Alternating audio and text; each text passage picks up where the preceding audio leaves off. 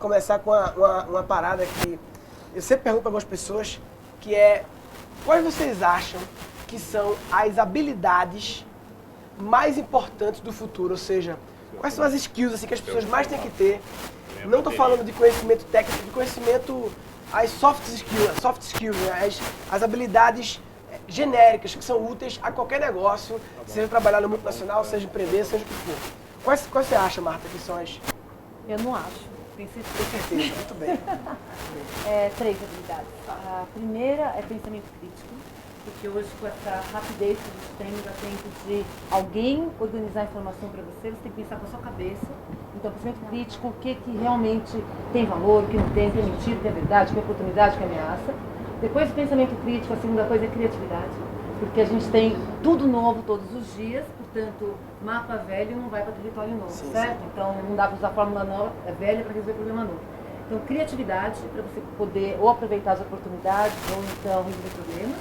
E a terceira, criatividade sem inovação não dá nada. Então, a terceira, para você poder montar, conexão com tecnologia e pessoas. São as 3 habilidades. Se você não tiver conexão com pessoas, você não consegue mais fazer, o cenário é muito complexo, você não consegue mais fazer sozinho. E com tecnologia, se você não usar tecnologia, você está para trás. 50% tecnologia, 50% também. Minha opinião. Então, antes de responder, Gustavo, eu só ia comentar uma coisa que você falou que eu estava falando ontem sobre como cria esse humor e tal. E pensamento crítico tem muito a ver com humor. Porque o humor, o pessoal pergunta assim, como é que você senta para escrever humor? Eu acho que não. A principal variável do humorista é o olhar do humorista. Porque é onde capta os inputs. Porque na hora de escrever, você só vai, na verdade, combinar um bocado de input que já foi captado. É difícil chegar do nada e começar a escrever sobre um tema se você já não estabeleceu antes um olhar criativo para aquele, um olhar de crítico. Né? Porque no fundo, crítico de... E é por isso que muita gente pergunta assim, o humorista é de bem com a vida o tempo todo. Não, é meio chato, porque ele tem esse olhar crítico e fica meio que reclamando das coisas, que na verdade reclamar é a atitude que é meio infantil até de questionar. Mas por que isso? Mas por que assim? Por que não é? Por que não é? Devia ser assim. De querer resolver as coisas, querer se meter nas coisas, né? Então isso é um pouco... Esse é pensamento crítico, né? Que é a mesma coisa. É não aceitar as coisas como são, né? Que é a mesma coisa para escrever. O pessoal pensa de escrever... Eu não escrevo ficção, eu escrevo um livro técnico, né? Mas mesmo ficção, não é você baixou um santo e agora começa a escrever. Tem que fazer uma super organização, ver o que está acontecendo, para ter insights. Aí, quando você já tem isso fora, e eu tenho todo pensando, está assistindo um filme no cinema, está pensando, está assistindo, está pensando, está falando com não sei quem, está pensando. E aí depois você coloca no papel. É a mesma coisa. Gustavo, o que tu acha que são as habilidades assim, mais importantes para qualquer pessoa, independente de empreender ou não? Sim, não, eu acho o seguinte, eu acho que a primeira é todo mundo acha que tem que ser meio vendedor, né? Porque igual isso aí, eu acabei montando um negócio e tal, mas mesmo dentro de uma empresa, dentro da família e tal, você tem que estar o tempo inteiro vendendo ideia, projeto, sei o quê. Outra coisa que eu acho importante, que uma vez um cara me falou um negócio que é interessante mesmo. Ele falou assim, bicho, se você quiser ser especialista em alguma coisa, você vai demorar 15 anos estudando só aquilo, você vai ser um master naquele negócio. Então quer dizer que se você quiser ser especialista em 10 coisas, você vai demorar 150 anos. Então não dá para você ser especialista em tudo. Então a outra coisa que eu aprendi é foco. Né? Minha família tem muito médico, meu irmão é médico, meu pai é médico, a Marta conheceu meu pai e tal. E uma coisa que eu aprendi dentro de casa, você não pode ser ginecologista e tarado ao mesmo tempo. Ou você é um ou outro, porque é isso, não dá certo. Né? Isso aí você tem que fazer. E a terceira coisa é o seguinte, tem uma regra do exército canadense, que eu sempre falo nas minhas palestras, que eu acho que é legal pra caramba, que vale pra vida, que fala o seguinte, eu nunca vi o exército canadense para nenhuma guerra, mas eles têm uma regra de guerra que fala o seguinte, se houver disparidade entre o mapa e o terreno, fique sempre com o terreno. O que isso quer dizer? Se o cara está lá com o mapa na frente dele no campo de batalha e lá fala que passa um rio aqui, ele está olhando no chão, não passa um rio, ele não começa a nadar na areia, ele acredita no que ele está vendo. A gente, muitas vezes, na nossa vida, a gente acredita demais no plano que a gente põe no papel. Só que a gente tem que acreditar mais na realidade. Então, acho que isso é algo que vale para a vida mesmo, né? Então, não só acreditar no que você escreve, nas ideias, todo mundo tem ideia genial, tem coisa legal, mas é colocar em prática também, é testar, validar essa ideia, ver se isso funciona e tal. Ir lá e fazer mesmo. E fazer, porque ficar só no papel, qualquer coisa que você falar, vai aceitar. E analisar, isso é pensamento crítico. Isso é pensamento crítico, está vendo? Tem algo que não é bem assim, não está Você tem que ir atrás e verificar. Ó, verificar datas é uma coisa que ajuda a gente a ver um monte de discrepância, né? Quando eu vejo alguma coisa que data não está batendo, ou picos, qualquer pico estatístico de qualquer coisa. Bom, sou engenheira, tá? Então, para mim, estatística é lindo. E quando eu vejo qualquer variação, por exemplo, o pessoal faz análise de qualquer coisa e não coloca qual foi a variação, né, da amostra. Falo, gente, não dá para saber. Se você teve uma variação muito grande, você já sabe se é menos homogênea, mais homogênea, está todo mundo. Estatística é lindo, então essas coisas são pensamento crítico. Então, recapitulando, Gustavo, você falou, primeiro, qual foi? Primeira coisa, vender. Ah, tá. Todo mundo tem que ser vendedor, porque aí você consegue. Eu, por exemplo, montei uma empresa de tecnologia sem saber nada de tecnologia. É interessante isso aí. Vendi ideias, né?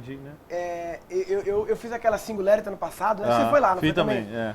E eu conheci lá muita gente que era bioengenheira, PhD de Oxford, muito louca, negócio do DNA, do câncer, do não sei o quê. E que criaram projetos lá, projetos super legais, mas que na hora de vender a ideia, né, na hora de apresentar e tal, eles deixaram para os 43 de segundo tempo de começar a pensar em como vender. E é engraçado que o meu time, ele tinha um projeto que era legal também, mas não era o melhor. Mas a gente, desde que começou, a gente sempre pensava na ideia e já pensava em como vai apresentar, qual vai ser a conversa mole, né? E a gente acabou, deu bem certo lá. E eu aprendi muito isso, que vender é tão importante como ter a ideia. É verdade. Né? Na verdade, ou mais ter a ideia, vender e executar, que é o que vocês dois falaram, né? De pôr em prática. Eu gosto muito do mantra da perestroika, né? Conhece perestroika, né? Quem não conhece perestroika tem que conhecer, pelo amor de Deus. Perestroika é uma escola criativa muito louca, os gaúchos lá malucos. São doidos. Tiago e Felipe. E a perestroika, o mantra deles lá é vai lá e faz. Que é o CNPJ deles, sabia? Vai lá e faz limitada. Pra dizer que não é conversa. Eles botaram no CNPJ o mantra pra dizer que é um negócio que a gente muda todo ano, entendeu? Você tá no CNPJ. Tá no DNA mesmo. Que é aqueles vai lá e faz, é uma frase que diz muito bem, né? Vai lá e faz, acabou. Deixa de conversa mole, deixa de não sei o quê e executa o negócio, né? E você acha que para empreender, então, essas características, eu perguntei meio genérico, pro cara que quer empreender, especificamente quer montar um negócio, que possa ter tecnologia ou não, essas valem, mas tem algumas outras habilidades ou variáveis que são especificamente importantes para quem quer empreender? Então, eu acho que tudo meio que cerca um pouco do que a Marta falou, que eu falei ali, de gerenciar pessoas, né? Eu acho que um empreendedor, é importante que a primeira coisa que o empreendedor tem que pensar é qual que é o meu propósito, para que eu existo? O que eu estou montando aqui resolve o problema de alguém? Quando a gente está pensando em criar um negócio, a gente não pensa do nada assim, vou criar uma plataforma de vídeo. Não, primeiro pensa assim, qual que é um problema que existe hoje no mundo? As dores de alguém, alguém tem uma dor. Lá no Singularity ele fala umas coisas legais, que é tipo, tenta resolver problemas de 1 bilhão de pessoas, né? Que isso força seu cérebro a tentar resolver problemas que são grandes bastante. Mas isso é legal, acho que todo empreendedor começa assim, o que é meu propósito? Para que eu existo? A gente não faz nada para ganhar dinheiro, não é isso. A gente faz para resolver algum problema. A partir daí, isso vira algo de sucesso. Um exemplo é o Thales, da Easy Taxi, que estudou lá na SPM comigo, na mesma faculdade que eu estudei. E ele montou um negócio para resolver o problema das pessoas de pedir táxi. É ruim pedir táxi. Montou o maior aplicativo de táxi do mundo, tá? Em 32 países. O cara levantou, né, muito dinheiro para fazer isso acontecer, mas porque era um problema real das pessoas, né? Então acho que esse é um ponto super importante. E uma outra coisa que eu acho que é crucial também é que uma vez você tem um propósito, você conseguir também atrair gente boa para trabalhar com você. Então a gente tem que se complementar, né? Só que você só consegue atrair gente boa, né? E é uma coisa que eu já notei, que as pessoas mais geniais que eu já conheci não trabalham só por dinheiro. Esse cara trabalha por um propósito. O que eu estou fazendo aqui? Eu quero fazer parte de um sonho, quero construir alguma coisa maior. Às vezes o cara sai de uma empresa grandona, Murilo, para trabalhar numa startupzinha pequenininha, porque ali ele tem capacidade de fazer, né? E eu conheço muitas pessoas, porque esse assunto de propósito, não sei o quê, de fazer algo que dá um impacto, ele é tão falado que já tem até piada sobre isso, virou um clichê e tal. E aí tem gente que fica achando que isso é conversa mole. Tem gente que ouve e fala assim, esses caras ficam falando, também tá rico aí, com a empresa aí, é muito fácil falar de que tem um propósito, né? Mas difícil é você começar aqui e tal. E é importante frisar que não é conversa mole não, bicho. É de verdade isso. Faz uma diferença danada quando você define assim que tem um propósito e tal e tenta seguir. Agora, eu fiquei Vocês falaram de três coisas, tem uma intersecção aí e tal. A questão é, onde que neguinho vai aprender essas coisas que vocês falaram, né? Porque eu nunca vi faculdade, escola com aula de criatividade, nem aula de aula de venda mesmo, é difícil, sabe? Em faculdade, ter aula de venda, é difícil. Só tem nas faculdades de administração, como se ninguém tivesse que vender coisas, né? E na verdade, eu digo assim, quando fala vendas, você remete, obviamente, a interesses comerciais e tal. Eu gosto de falar uma palavra que eu chamo de explicabilidade, que é a arte de explicar coisas, e vender é uma variação de explicabilidade, que é a explicabilidade com fins comerciais. Mas explicabilidade envolve outras variáveis, né? Que é empatia, para entender a outra cabeça, é comunicação, não sei o que e tal. E é um negócio que... Porque quando você fala saber explicar coisa, o cara pensa, isso eu preciso saber. Vender não, que eu sou médico, não preciso saber não. A turma acha que não é pra ele, né? É igual a criatividade, né? Ninguém só um outro negócio que eu acho legal também. Que tem a ver com isso aí, simplicidade, né? Sim. Eu acho que simplificar as coisas é difícil demais. Fazer a coisa ficar complexa, fazer uma apresentação super complexa é fácil, ninguém vai entender. Faz um negócio, fala um negócio complexo de maneira simples, é muito difícil, né? Einstein falava que transformar coisa simples em complexa qualquer idiota faz. Transformar o complexo em simples é gênio. É a genialidade, é justamente fazer isso. Você abstrai as coisas, você tira o excesso que é inútil e deixa só o essencial. Que a gente chama de abstração. Isso. É verdade. Muito usado na tecnologia para poder... você vai ver um paper, né? Sempre começa o abstract no começo, aquela frasezinha que eu leio só aquilo e... Então, que nem o Murilo falou, o abstract de um paper, o que é o abstract? A essência do paper. Quando você simplifica no grau de você tirar tudo e ficar a essência, aquilo é o máximo da simplificação. Que a Einstein também falava, a gente tem que ser o mais simples possível, mas não simplório. É verdade. E aí onde é que o povo vai aprender essas coisas, hein, bicho? Essas coisas que vocês falaram aí. Onde é que o povo vai aprender? Como é que faz pra resolver isso? Assim, eu acho que tem que aprender em casa. Em casa começa uma coisa, quem tem pai empreendedor, quem tem pai que dá incentivo. Por exemplo, meu pai, quando eu tinha 10 anos, e olha, faz muito tempo que eu tinha 10 anos, ok? Então, se eu me formei, vocês não tinham nascido, mas ainda quando eu tinha 10 anos. Meu pai comprou, na época não tinha nem rádio FM. Meu pai trabalhava com eletrônica. Ele comprou um kit para você montar em casa um rádio FM, uns resistors. E eu montei com 10 anos, e quando eu ligava aquilo que realmente sintonizava a estação, uau! Agora, talvez eu nunca tivesse acreditado que eu seria capaz de fazer isso se meu pai não fosse lá e colocasse as coisas para você fazer, ok? Então, em casa, eu acho, e tem que mudar a escola. Acho que meus carrinhos às vezes não funcionavam. Não importa. Não importa. E é o incentivo, né? Ó, quer ver uma coisa que eu falo? Muita mãe, muito pai, não deixa o filho se sujar. Não deixa abrir a coisa para ver o que tem dentro. Se você não deixa abrir para ver o que tem dentro, como é que ele vai poder explorar? Então, assim, tem que ter um limite. Você não pode destruir a casa inteira, mas tem que ter um território seu de fazer o que você quiser. Experimenta o cabelo, experimenta o carrinho, destrói a cama, muda de ordem. Interessante, isso que eu falo agora, né? Tinha uns carrinhos da criança, desmontei eles e peguei aqueles motorzinhos e brincava. Tava arrumando em casa, uma utilidade, achei esse motorzinho. Vou utilizar no meu projeto de monografia. Tá vendo? Então, As coisas se conectam, né? Você me deu uma ideia agora, Marta, sabe de quê? Que eu fiquei pensando assim, quase todo mundo que eu converso, que trabalha com algo inovador, criativo, disruptivo, teve sucesso em alguma coisa, quase todo mundo que eu conheço tem umas histórias assim de meu pai fez uma coisa e tal, e muitas vezes essas coisas que seu pai fez a sua vida trocar, porque hoje em dia os pais estão cada vez mais delegando a educação para as escolas, né? Terceirizando a educação do filho, e cada vez mais, porque antigamente era só de manhã, agora é manhã e tarde, quanto mais delegar melhor, e aí depois fica reclamando que o filho tá não sei o quê, tá fazendo besteira, tá não sei o quê, pô, delegasse tudinho, rapaz. E mais uma coisa, Murilo, que é legal que você falou, que é essencial para que você desenvolva criatividade, é você ter momentos de boredom.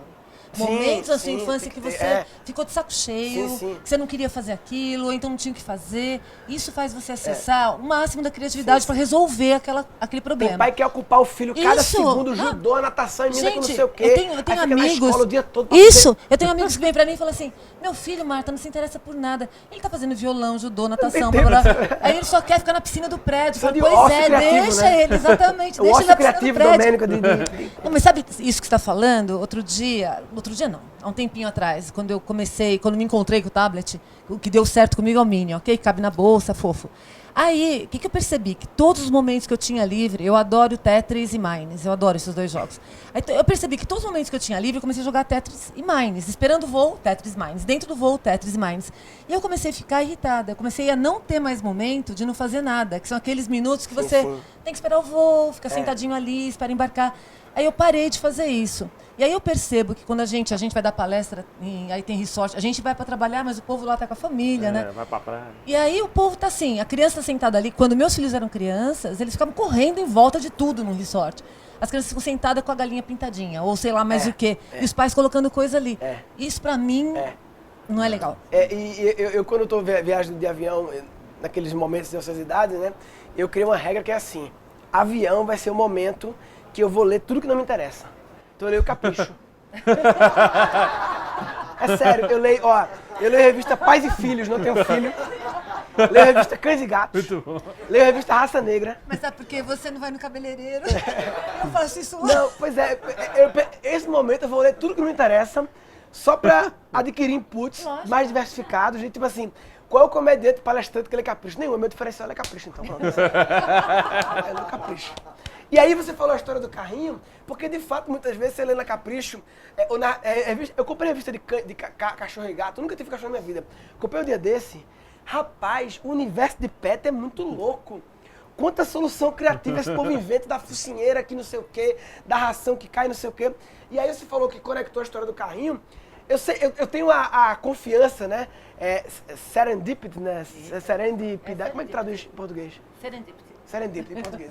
Que é a confiança de que um dia, eu sei que um dia eu vou estar precisando resolver um problema, talvez da local web para um evento não sei o quê, e eu vou fazer uma combinação do negócio do cachorro que eu vi há 5 anos atrás no avião, que eu não estava fazer, e aí vai me dar um site para solucionar, as coisas se misturam, né? Bom, eu tô bem mais velha que você, eu digo sim. O repertório é maior, né? Aquela história do efeito borboleta. Sim. Pode então isso aí na sua vida. Vai. Simples agora, no futuro, vai ser um furacão, entendeu? Tu tem, Gustavo, alguma história assim de pai, de mãe? Meu pai mandava fazer isso, que tu acha que representou um desvio assim na tua vida, assim, fez tu fazer assim? Então, eu gosto de um jeito de aprender e ensinar, que é por exemplo. Sim. Exemplo é um negócio legal, porque uma vez, por exemplo, eu vou dar palestra aqui agora. Aí eu vou contar um pouco da minha história, não sei o que e tal. O povo vai olhar e falar, gente, esse menino bobaiado aí nasceu lá no Araguari, conseguiu construir alguma coisa. Então isso motiva as pessoas, né? Lógico, quando você vê um exemplo, tipo assim, o Bill Gates tá aí, você se sente muito distante. Mas quando você começa a ver exemplos próximos, você faz, é possível fazer. Isso aconteceu dentro de casa. Na minha família, meu avô era um grande industrial e ele montou um império aqui no Brasil de cortiça. Cortiça era um negócio usado para isolamento térmico. Se você quiser fazer isolamento térmico de uma sala, por exemplo, você fazia com cortiça, né? de um frigorífico e tal. Ele montou um império, ele veio para São Paulo e tal, montou um negócio muito grande aqui. Minha mãe nasceu dentro de uma casa de 4 andares, com elevador dentro, no Morumbi. E eles foram para o interior, eles foram para Araguari, porque Araguari ficava próximo dos produtores de cortiça. Cortiça é uma árvore, né? Então, Goiás e Mato Grosso e tal, montou, tinha uma linha de trem que passava em Araguari até o Porto de Santos e tal, e fazia todo esse transporte e tal. Um dia alguém chegou para ele e falou assim, doutor, chegou uma nova tecnologia aqui, a gente precisa dar uma olhada nisso. E ele olhou aquele negócio e esfarelava, às vezes é porcaria. Ninguém vai trocar a cortiça, que é um negócio firme, pesado e tal, que nós temos um império em cima disso, por isso aqui. E era o isopor. E acabou que quebrou, meu avô deixou uma máquina fotográfica velha para mim, mas de herança. Mas o recado ali que ficou muito na minha família é assim, o que garantiu o sucesso do passado não é garantia de sucesso no futuro. Sim. Então esse negócio, sempre quando eu fui empreender, eu sempre fui meio paranoico em o que eu posso fazer para que eu continue sempre à frente, sabe? Sim. Inclusive a ideia de ir para a Singularity, tal, que fica dentro da NASA, a universidade fica dentro da NASA, nos Estados Unidos. A ideia de ir para lá foi tipo, o que eu posso ver para eu não posso achar que o que deu certo antes vai continuar dando certo eternamente. Né? Aí aqueles casos clássicos de Kodak, né? Que não sei o que, achava que a câmera e tal, né? E esse negócio me inspirou muito de perto, sabe? Como exemplo, tipo assim, meu avô conseguiu, na minha família teve um cara que conseguiu montar um império. E depois o contra-exemplo que mas olha onde ele falhou, né? Onde ele não se atualizou e tal. Eu converso muito com minha avó disso. Foi um negócio que me inspirou e ao mesmo tempo me faz ficar meio paranoico. Você falou, Marta, essa história eu adoro assunto de pai, assim, e eu vou começar a compilar essas histórias de pessoas, assim, inovadoras, que Meu tem pai, histórias... eu te dou 10, tá? O dia que você quiser, É? posso ficar falando Painho dele tinha aqui. uma regra que era a seguinte, você falou a história de liberdade, deixar o criança, você falou sujar, não foi deixar a criança... Meu pai tem uma regra que era a seguinte, meu filho pode fazer 3 coisas, tem 3 regras só. A regra é, primeiro, você pode fazer o que você quiser, desde que, 3 regras. Primeiro, você não se machuque, né? Segundo, não seja crime. E terceiro, se alguém reclamar, diga que eu não tô sabendo. Então, ele fazia assim. Porque ele falava que, velho, não pode dizer o não, tem que dizer a raridade o não. O sim é o default. Isso.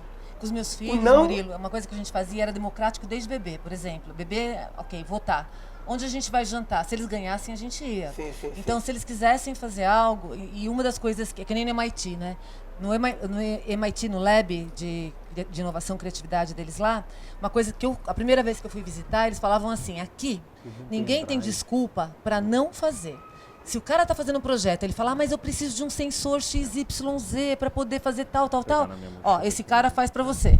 Eu preciso de não sei o quê, esse cara faz para você. Então, lá em casa, o que acontecia muito com meu pai era assim, tudo que você falasse que você precisava e que era alguma coisa de estudar, ou eu quero aprender, tá aqui, pode fazer. Quer fazer? Pode fazer. Então não tem desculpa, entendeu? Não tem desculpa. Sim é o padrão, né? Sim é o padrão.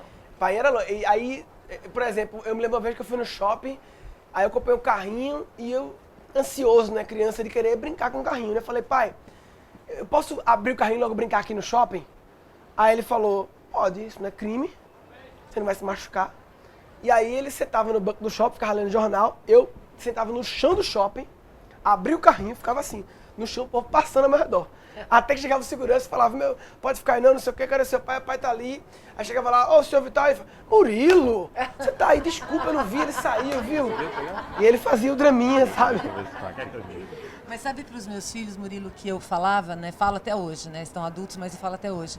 Que é assim, experimenta tudo, menos o que você sabe que vai dar errado. Por exemplo, drogas. Então, todo o resto, patins, skate, paraquedas, mergulhar, tocar piano, judô, o que você quiser. Agora, por exemplo, mergulhar em caverna com fio. Pode dar errado. Drogas, cigarro, você vai ficar viciado. Então, coisas que você tem certeza que não tem saída. Se vai dar errado, não precisa. Só, né? o resto todo, pode experimentar tudo. Tudo é bom. Marta, criatividade, que é um negócio que eu gosto de falar, e eu sei que você gosta também. Primeiro que criatividade tem essa conversa de que neguinho acha que criatividade é só pros artistas, né? Só, Murilo fala em criatividade, que artista fala em criatividade, que artista, né? E as pessoas acham, não, eu sou programador, pra que criatividade? Sou programador? Precisa né? de muita criatividade para ser programador bom, muita. E como é que faz pra tirar esse mito das pessoas, né? Como é que a gente, o que precisa fazer? Propaganda nacional, pessoal, por favor, não sei o quê. Como é que faz para as pessoas caírem a ficha de que criatividade... Primeiro, eu vejo que tem uns 3 bloqueios básicos. Primeiro não é para mim, não precisa, porque eu não sou... Se eu não for designer, nem arquiteto, nem publicitário, nem artista, para quê?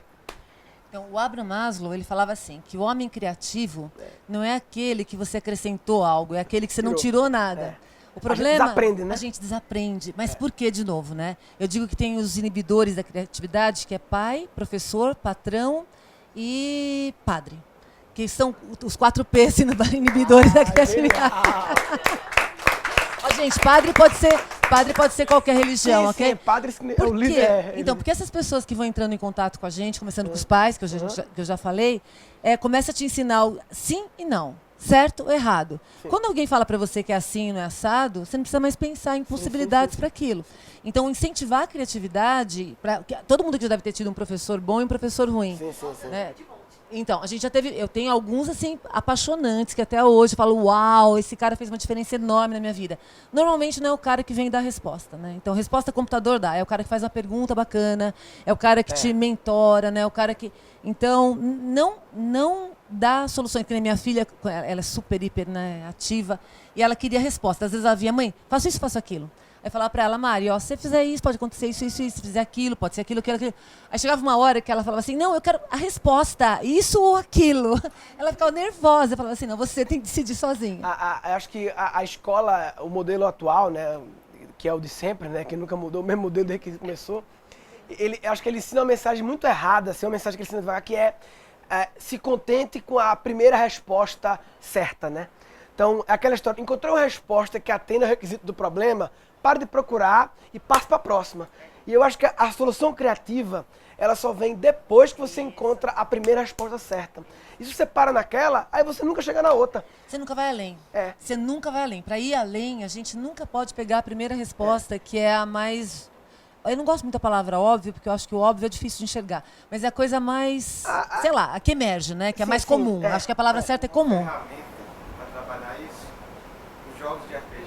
Ah, sim. É. É uma ótima ferramenta, porque você trabalha imaginário, você monta sua ficha lá, você trabalha seu imaginário num mundo qualquer, pode ser um mundo contemporâneo, um mundo medieval, um mundo futurista, e você está em situações que você se virar. Sim. Ou até está um tempo educacional mesmo. Tanto Você que escola e tal, em- você trabalha. Em storytelling, os primeiros storytelling para marcas, né, com finalidade business, foram de pessoas que usavam RPG para criar mundos imaginários, então o cara exercitava a Mas imaginação. eu acho... Vai lá. Uma dificuldade grande assim, da criatividade, que é a parte difícil da criatividade é que hora que é a hora de parar. Porque tem essa coisa que você vai, pô, achei uma resposta legal.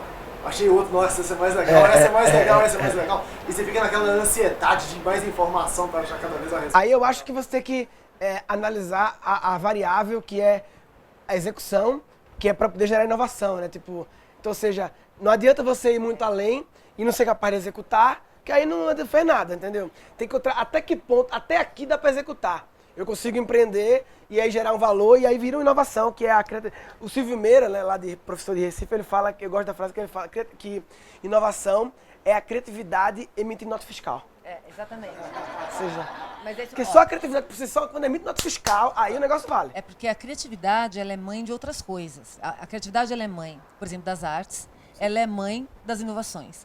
Então, por isso que eu acho que nem como eu mexo com artes, eu sou artista e também sou aplicada no mercado, mexo com marketing.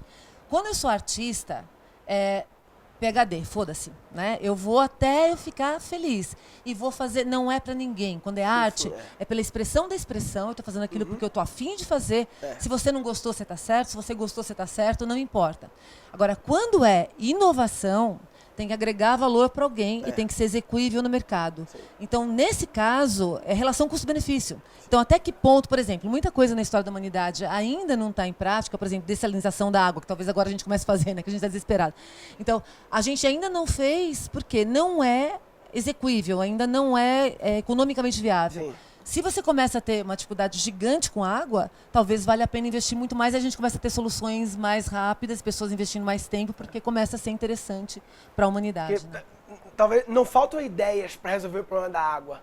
Não faltam ideias, falta a capacidade econômico-financeira de viabilizar o negócio, entendeu? Ponto, parecendo da macieira, que dava maçãs infinitas, só que o povo na cidade era muito triste, não saía nada, era uma cidade extremamente atrasada. Aí chega um sábio um dia, foi e cortou essa macieira. Pra analisar, que chamaram que era muito triste a cidade cortar a macieira. Aí o povo brigou com ele, expulsou ele da cidade e tal.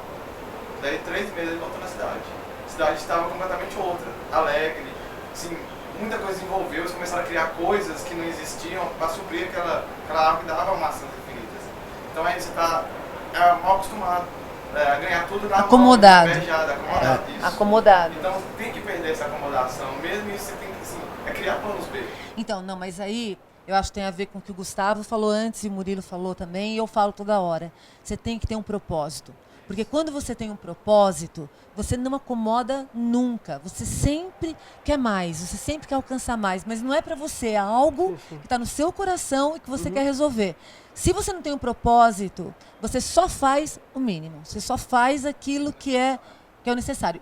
Eu tenho uma crítica muito grande aqui no Brasil, de as pessoas parecem que estão anestesiadas. Você trabalha com muita gente que assim, daqui a pouquinho eu vejo e não te dá retorno nunca mais. Não, a gente vai ver... Não, você tem que na hora olhar. Minha filha trabalhou 1 ano e meio na Alemanha, ela fez o intercâmbio lá pela USP, e ela falava, mãe, a hora que eu perguntava algo para um par qualquer, nível acima ou nível abaixo, a pessoa parava e falava, olha, ou eu posso resolver isso, ou então você tem que falar com tal pessoa. E a pessoa resolvia. Então a gente não tem, o Clemente da Nóbrega, ele fala que no Brasil a gente não tem o software, a gente está na Campus Party, né? A gente não tem um sistema operacional que favorece a inovação. Porque tudo para, a burocracia é terrível e a cultura das pessoas é anestesiada. Todo mundo quer se livrar do problema, ninguém quer resolver. Quando a gente pega pessoas que querem resolver, vocês não ficam encantados quando alguém resolve o seu problema? Você quer dar um beijo, fala, ai, porra, que 10, porque a maioria... Não é o normal, e deveria ser o normal, né? Que, aliás, é outro problema. A gente sofre da doença da normose. A doença da normose é o capeta. É o capeta. Porque a gente faz um monte de coisa, a história da humanidade inteira, a gente faz um monte de coisa que todo mundo faz, portanto é considerado normal, mas muitas vezes é errado, não é o que deveria fazer. Por exemplo, pega escravidão. Escravidão nunca foi certo, mas era normal, foi normal durante um tempo enorme. Hoje eu tenho visto algumas coisas que são normais que eu falo assim, não deveria ser, a gente deveria estar refletindo, brigando, se mobilizando, mas a gente está cada vez mais preocupado com o nosso umbigo, né? Porque tá corrida, a vida tá corrida, a gente não tem tempo para nada. Por exemplo, não é normal pipoca ser a comida do cinema. Faz barulho pipoca. Exatamente. Pode, velho. Não é correto, é normal, mas não é correto. Uva sem caroço, porra. Que come no escuro e não faz barulho, né? Não, mas pior, Murilo. O que o pessoal tem feito no cinema? Ótimo, vou usar meu momento de fama agora aqui na Campus Party, na casa da Local Web, para dizer, fofo, você adora o seu celular, eu adoro o meu.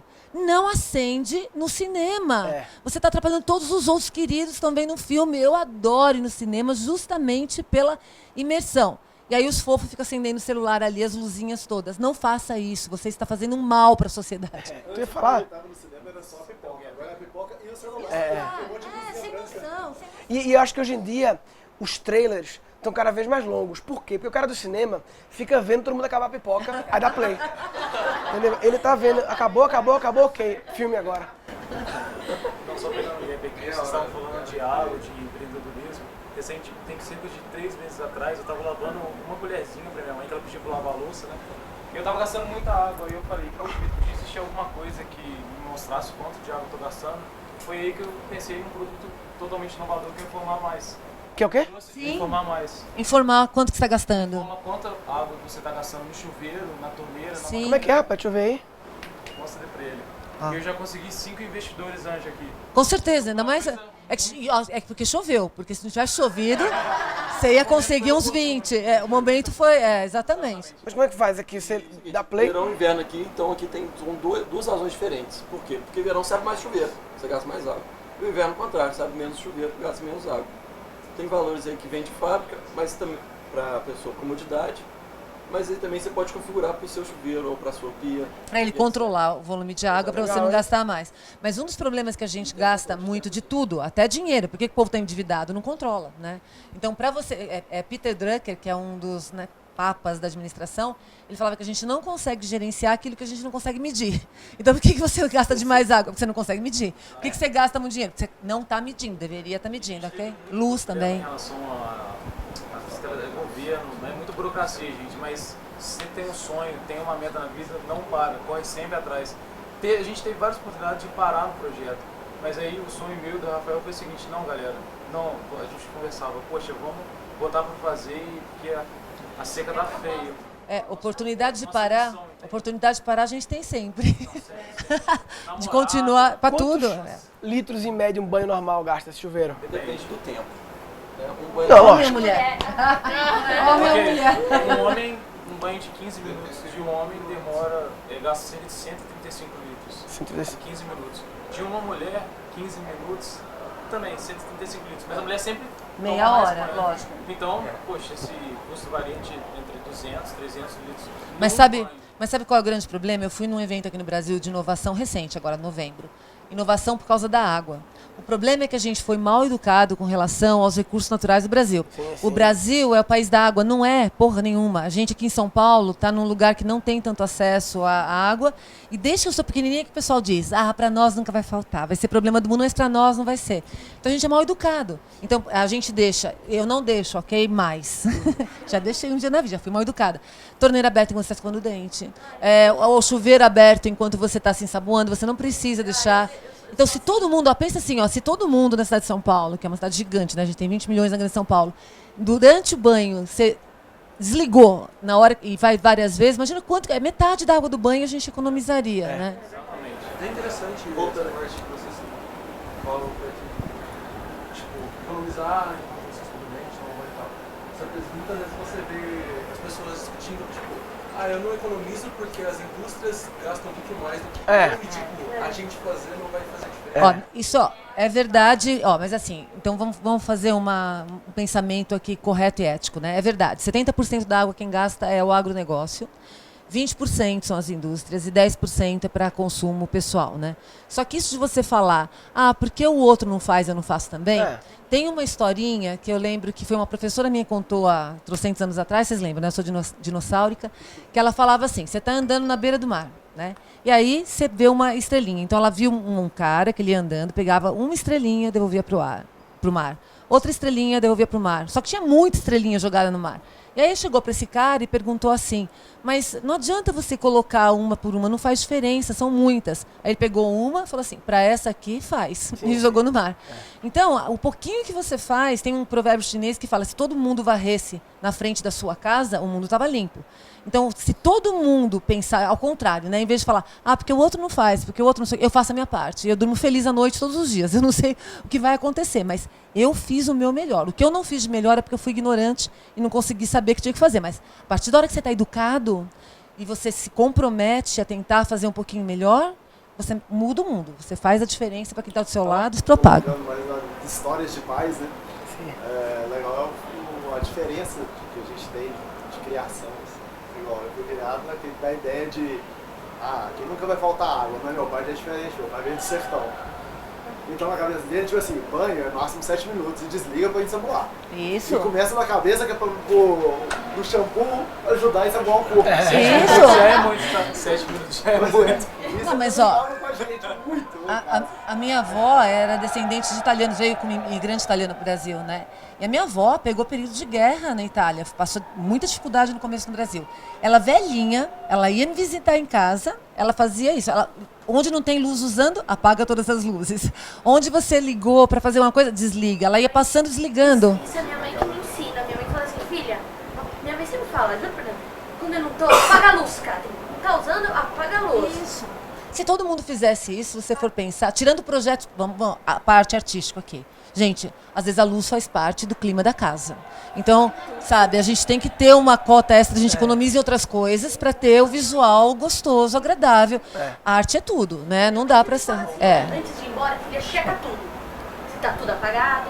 E quando você não tiver, apaga a luz, filha. Minha mãe sempre faz todo santo dia. Chega em casa, deixa a luz no meu quarto acesa, minha mãe fala assim, não, filha, apaga a luz. Se não tá usando, apaga a luz. Minha mãe... Mas a gente vai melhorar, porque nem sensores, a gente começa a ter sensores em tudo, né? Sim. Então a casa do futuro, ela vai otimizar isso pra gente. A gente tá vendo uma era linda, ai, que fofo, é muito bom. E a gente tá vendo... Mas é legal também a gente pensar a questão da nossa função como cidadão, né? Uma parte da sociedade de sermos agentes influenciadores mesmo no nosso meio de convivência, sabe? Eu vejo isso assim, meus pais são pessoas extremamente simples, assim, na questão de estudo e da vivência deles em relação ao mundo. E eu vejo como que eles estão envolvidos com a causa da água, sabe?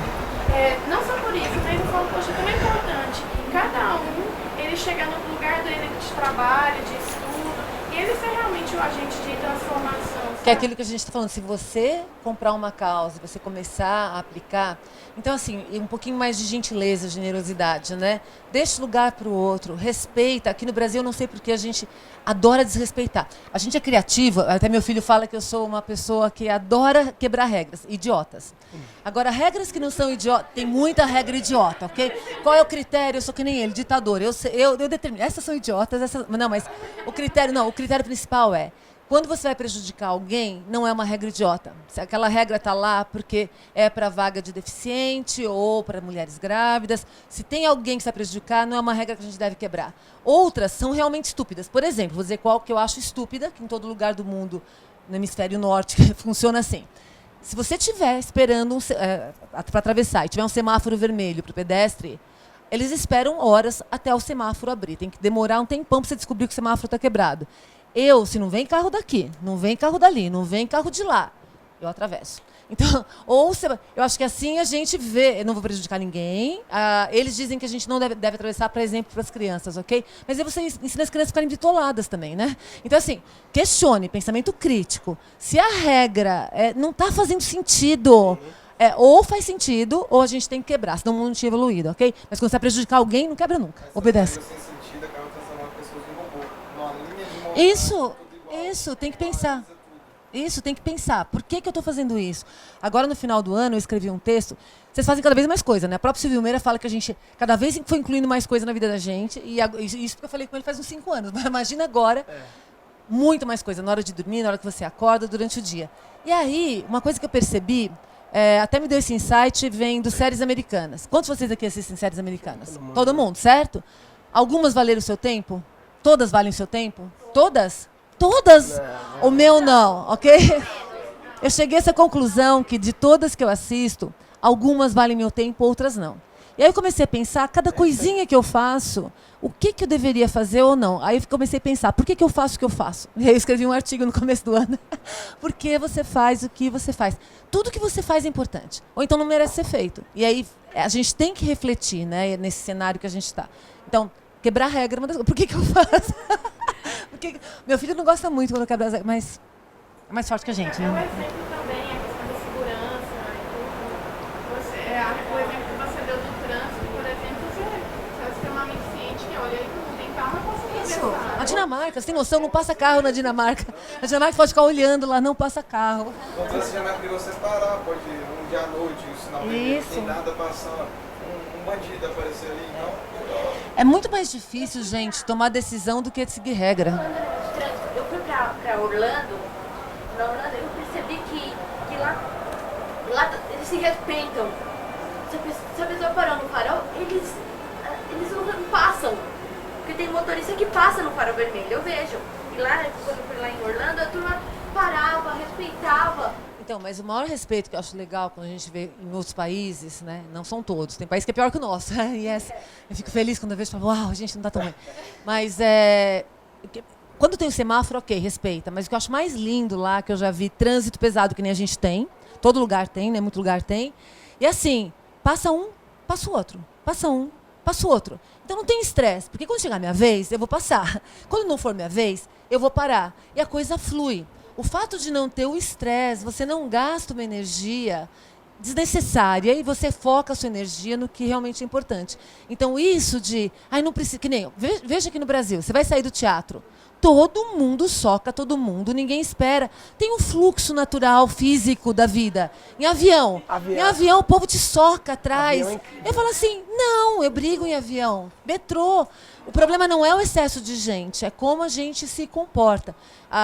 Quanto mais gente você tem no Japão, né, que sempre foi bastante denso, as pessoas se respeitam mais. Só que o resto do mundo está ficando tão denso quanto o Japão. A gente agora tem 7,5 bi de pessoas. 7 bi é mimado. 7 bi, não, esse lugar aqui é meu. Não, aqui eu tenho que ter mais espaço. Não, por que não, El? Você falou em avião, tem um comportamento muito egoísta no avião, que é o seguinte, quando vai decolar, né, a moça fala, desliga o celular aí, porque não sei o que pode atrapalhar as comunicações, sei lá o que é. Aí todo mundo desliga, né? Todo mundo não dá merda, desliga aí, você até cobra, né? Desliga aí, por favor, brother, porque vamos desligar aí para colaborar, né? Você meio que estimula. Agora, eu acho interessante, quando o avião pousa, a moça, ela fala assim, pessoal, mantenha desligado até a sala de desembarque. Nessa hora todo mundo liga, porque o meu avião pousou, o resto que se foda. Né? Tipo, eu tô em solo, tô bem. Mas posso defender? Eu sou do povo que liga, eu não desligo. Mas por quê? Porque é uma regra idiota. Há muito tempo... Não, é verdade, eu tô falando de verdade, pode perguntar. Sim. Há muito tempo... Não precisa. Mas eu tenho uma contra-teoria. Não, mas eu tenho certeza. Não é teoria, gente. Eles mandam desligar por ignorância total. Porque assim, se fosse realmente perigoso, você nem embarcava com aquela coisa, que nem o consulado americano, vai tirar o visto. Fica do lado de fora. Se qualquer coisa ameaçasse, imagina, eu já peguei velhinha que não sabia desligar o celular, nem eu sabia desligar o celular dela, sei lá, era um tijolo. Então esse tipo de coisa, se fosse perigoso... Não, você não poderia entrar, Eu tenho a teoria por que tem que desligar. A teoria é a seguinte, eu acho que tem que desligar como estratégia para diferenciar o avião do ônibus. Por quê? O ônibus tem Porque Wi-Fi. ônibus, as pessoas ficam irrita. Eu ia muito pro Rio de Janeiro pegando o ônibus, porque ir pro Rio de ônibus é melhor que de avião. É muito melhor. Você vai na madrugada do pernoite, você acorda novo, em vez de ter que ir pro aeroporto, não sei o quê. Irrita as pessoas falando no celular, o barulho que o celular gera. Então eu acho que eles pensaram assim, pessoal, vamos inventar que atrapalha a comunicação, todo mundo desliga, fica silêncio. E silêncio é chique. Eles não barulho param de corre de pobre. Não, Não. Porque barulho é coisa de pobre. Não, Murilo, sabe por quê? Olha só, a sua teoria funcionaria se o povo não fosse sem noção. Sabe o que eu faço? Eu fico pegando aqueles foninhos de ouvido que a TAM, a Gol dão pra gente. E aí, quando um sem noção senta do meu lado pra ver o vídeo da família dele no último volume no celular, eu falo pra ele, você não quer um fone de ouvido? Vai ser bom pra você e pra todo mundo que tá ao seu redor. Os pais que colocam o filho com galinha pintadinha do seu lado, você tá trabalhando, você quer dormir. Mas não, imagina não todo importa. mundo falando no telefone, atendendo Então não ligação. pode. Mas em alguns países, Isso é tanto terror. no metrô, quanto no avião, não pode falar no telefone. Simples assim, entendeu? As pessoas não falam mesmo, elas respeitam, né? E respeitam, mas tem que... Gente, Então tem que contar a vida inteira, a vida particular, tudo, mas... Peguei um ônibus e ia ter uma na frente, ia saber de tudo. Então, mas invade, gente, ó, o som invade o espaço. É muito mais que o visual, porque o visual você pode fechar o olho e acabou. O som não. Então, ou a gente muda a educação e a gente começa a ter consciência que está invadindo o espaço alheio, ou fica difícil conviver nos vários lugares. E as pessoas são diferentes, cada um está numa situação X, né? Então, Sim. eu fico injuriada. Tem essa coisa de mudar a cultura, né? Cria-se leis para mudar comportamentos. Por exemplo, não pode som alto no ônibus ou em algum lugar fechado, não pode. Mas cria-se a lei para isso e não a cultura de se mudar. Normalmente a pessoa cria a tal das caixinhas chinesas, né? Aquelas malditas. O cara não tá satisfeito de ouvir o funk só pra ele, não. Ele quer ele todo quer mundo ir. ouvir. Mas qual é a solução pra acabar com isso? Isso se você não ouve, os incomodados que se Qual é Pula no avião, se mata. a solução pra acabar com o funk no ônibus começa a divulgar a lenda que o funk atrapalha o freio do ônibus. Comunicação e tal, aí o povo para, entendeu?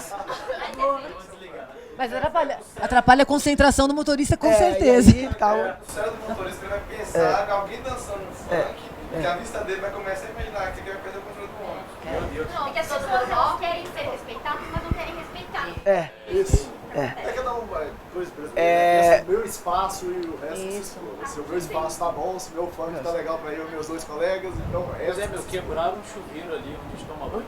Meteram a porta, quebrou o chuveiro. Menos um, cara. Temos vários exemplos. Deixa o note ali com o cabo de rede ligado.